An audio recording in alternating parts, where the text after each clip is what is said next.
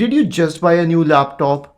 If yes, you must be very excited about it. But first, uninstall these few apps because they are redundant and will add to bloat on your computer. So as for the solutions, first of all, search for Windows PowerShell in the Windows search bar and click on Run as Administrator in the right pane to open the elevated PowerShell window. Now, you'll find a list of commands in the description section of this video. Copy these commands, all of them, and paste them in the PowerShell window and keep hitting enter again and again till all of these commands are executed.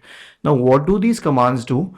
These commands remove redundant software products like Bing News, Xbox app, Bing Sports, Windows Camera, and all of these applications that you don't usually use.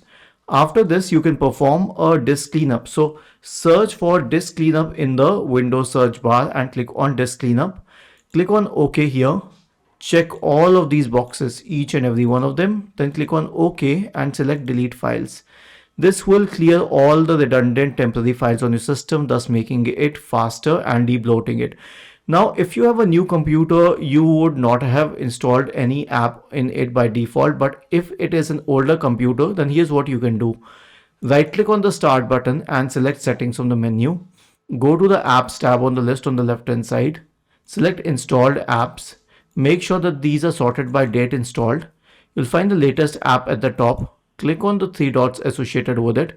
Select uninstall and click on uninstall and it will be uninstalled.